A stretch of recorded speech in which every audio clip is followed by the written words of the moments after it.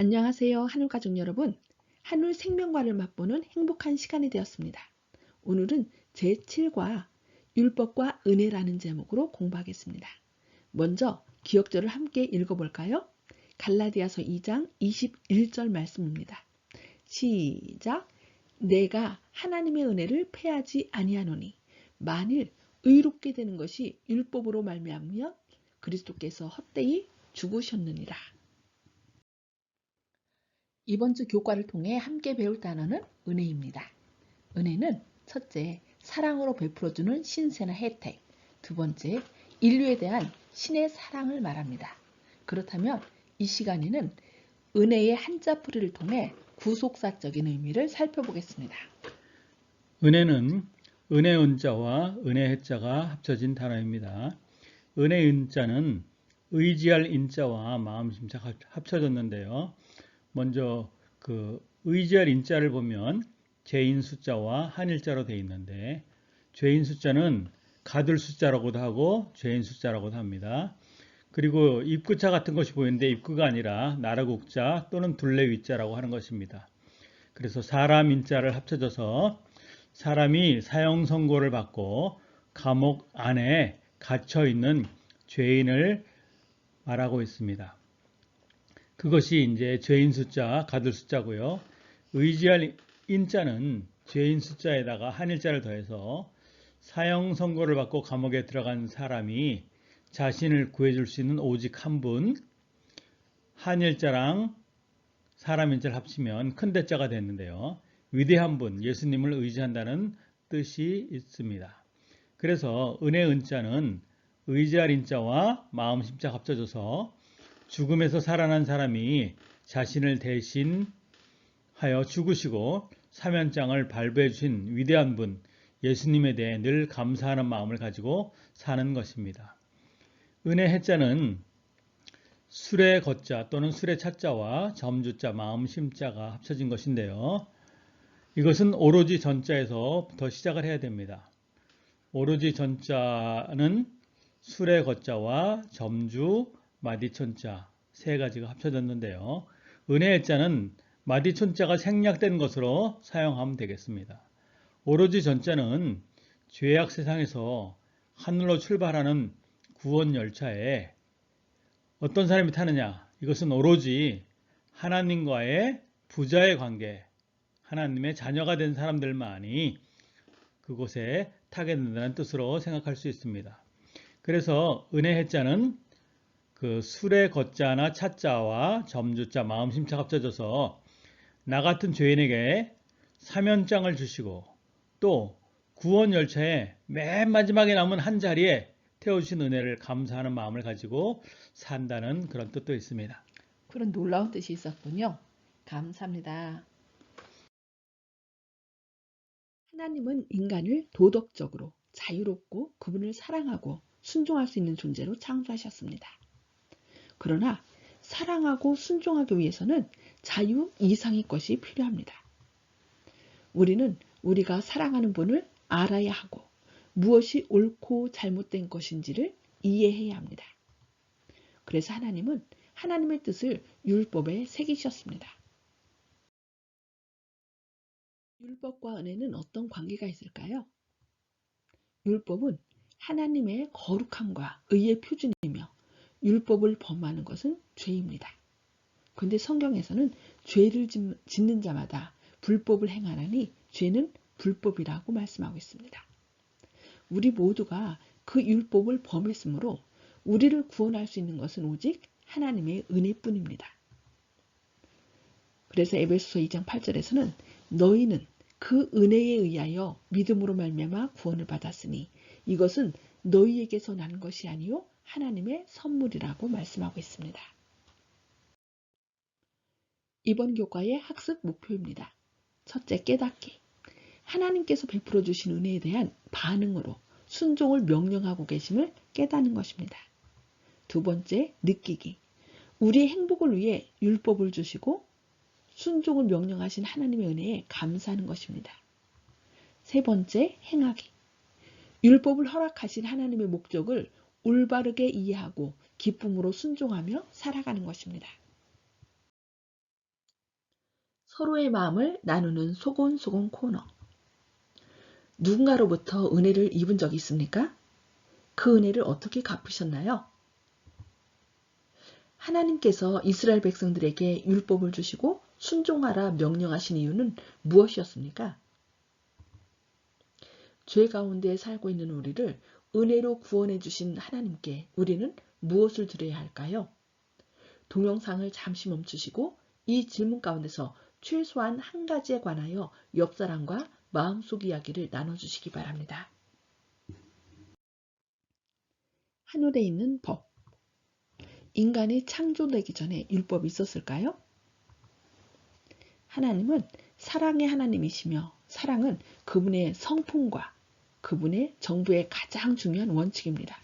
그리하여 하나님은 사랑을 주고받을 수 있는 도덕적 자유를 가진 도덕적인 존재를 창조하셨습니다. 도덕적 자유라는 개념의 핵심은 도덕법으로 오직 도덕적인 존재만이 도덕법을 필요로 합니다. 그러나 애석하게도 에스겔 선지자는 네가 짐을 받던 날로부터 네 모든 길에 완전하더니 마침내 불의가 드러났도다 라고 루스벨의 타락을 언급했습니다. 불의, 범죄 이런 단어는 인간들 사이에서 사용되는 단어들로 이것은 지구뿐만 아니라 하늘에서도 법이 존재한 것을 우리에게 가르쳐줍니다. 도덕적 존재들인 천사들이 살고 있는 하늘에도 어떻게 이와 같은 개념이 존재할 수 있을까요? 이에 대하여 화인 여사는 다음과 같이 말씀합니다. 하나님의 뜻은 그분의 거룩한 율법에 표현되어 있으며 이 율법의 원칙은 곧 하늘의 원칙이다.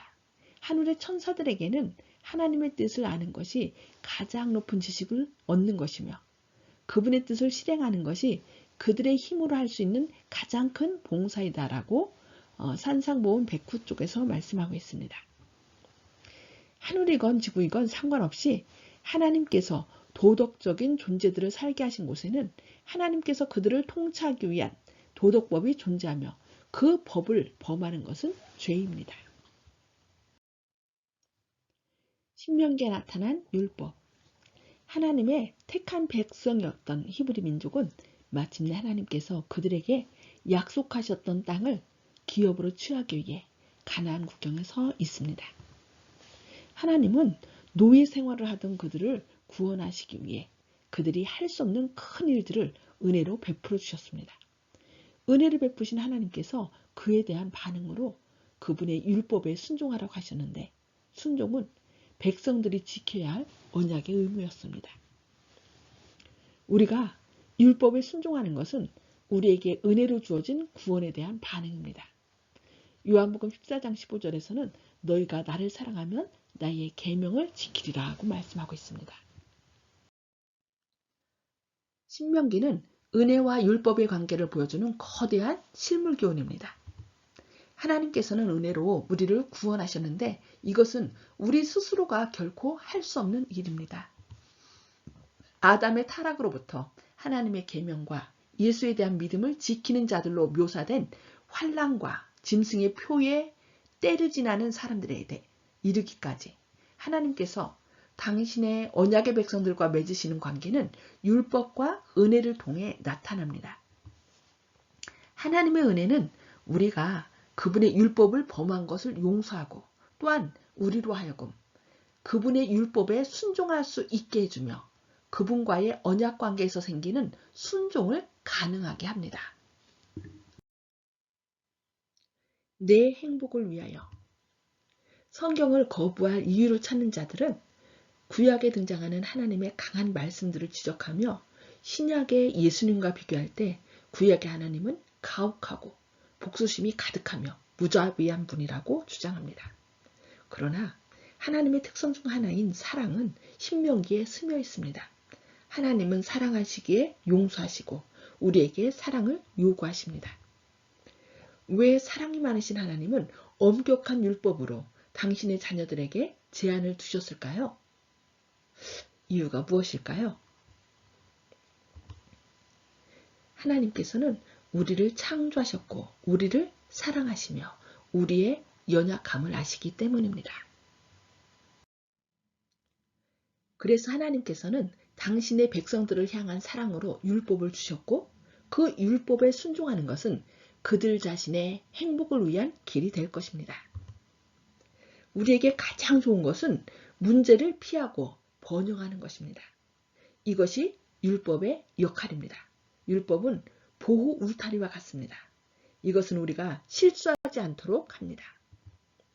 또한 우리 자신의 유익을 위해 하나님과 이웃과 건강한 관계를 유지하는 방법들을 가르쳐 줍니다. 이에 관한 영감의 교훈을 살펴보겠습니다. 우리는 아무리 한착해 보이는 말씀 하나라도 무시하면 안전할 수 없다. 율법 가운데서 이생과 내세에서 다 같이 사람의 유익과 행복을 위하지 않는 계명은 하나도 없다.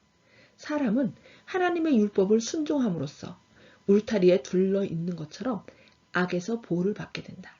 하나님께서 구축해 놓은 이 방어벽을 한 곳이라도 무너뜨리는 자는 그를 보호해주는 그 능력을 파괴하는 것이라고 산상보훈 52쪽에서 말씀하고 있습니다. 애굽에서 종된 자. 하나님께서 은혜로 노예 생활과 압제로부터 당신의 백성들을 구해내신 출애굽 사건은 구약 전체에서 하나님의 크신 구원을 나타내는 예로 언급되었습니다. 신약에서도 이 사건은 그리스도를 믿음으로 말미암아 얻게 되는 구원의 상징으로 나타납니다. 모세는 이 출애굽 사건을 통해 십계명의 넷째 계명의 안식일을 창조의 상징이 될 뿐만 아니라 구원과 은혜의 상징으로 의미를 확장했습니다. 하나님의 은혜가 그들을 애굽에서부터 구해냈으며 그들의 일로부터 쉬게 했습니다. 이제 그와 같은 하나님의 은혜에 대한 반응으로 그들은 그 은혜를 다른 사람들에게 나누어야 했습니다. 개구리 올챙이적 기억 못한다는 말처럼 우리가 은혜를 저버리지 않도록 애굽에서 종되었던 자였음을 기억하여 안식일은 언약의 백성 중에 포함되지 않은 사람들에게도 하나님의 은혜를 나누는 날로 삼아야겠습니다. 너희의 의로움 때문이 아니요. 하나님께서 우리를 구원하신 것은 우리의 행위 때문이 아니라 우리를 위해 돌아가신 그분의 은혜 때문입니다. 이제 그에 대한 반응으로 순종의 삶을 살라고 하나님은 우리에게 명령하십니다. 그대의 잘못과 그대의 결함과 그대의 완고함에도 불구하고 하나님께서는 그대를 위해 구원을 이루실 것입니다. 하나님은 우리를 구원하는 데 필요한 모든 것을 다 하셨습니다. 사람의 행위와 순종은 이미 받은 구원의 결과일 뿐입니다. 엘렌 G. 화이트는 이에 대해 이렇게 기록했습니다. 믿음으로 말미암는 의란 무엇인가? 그것은 사람의 영광을 먼지로 덮어버리고 사람 스스로가 할 수 없는 일을 사람을 위해 이루어주시는 하나님의 일이다. 사람들이 자신이 아무것도 아님을 깨닫게 될 때 그들은 비로소 그리스도의 의로 옷 입혀질 준비가 된다. 우리가 믿음으로 그분의 은혜를 받아들일 때 그분은 그분의 율법을 우리 마음에 기록하시고 그분의 영은 우리에게 순종할 수 있는 능력을 주십니다.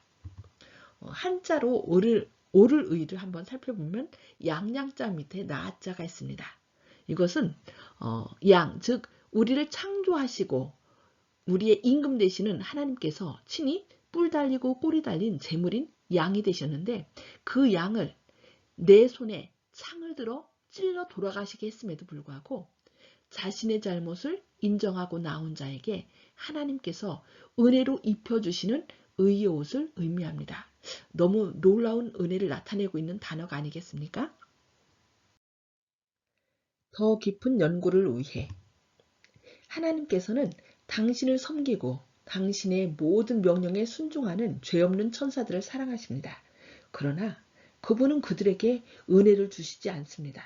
그들은 결코 그것을 필요로 하지 않았습니다. 왜냐하면 그들은 죄를 지은 적이 없었기 때문입니다.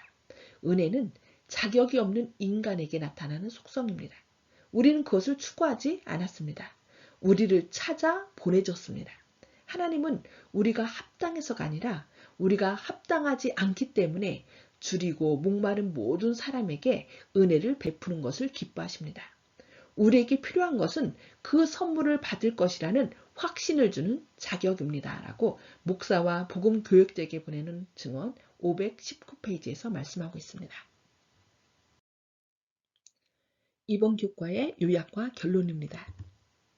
그 무엇과도 비교할 수 없는 은혜로 이스라엘 백성들을 구원해내신 하나님께서는 그에 대한 반응으로 순종을 요구하셨습니다.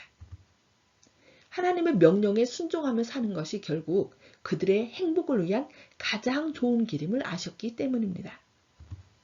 그러므로 언제나 가장 좋은 것을 주시는 하나님의 은혜에 순종하며 반응하는 한울가족 되시기를 바라며 교과 공부를 마치겠습니다. 끝까지 경청해 주셔서 감사합니다.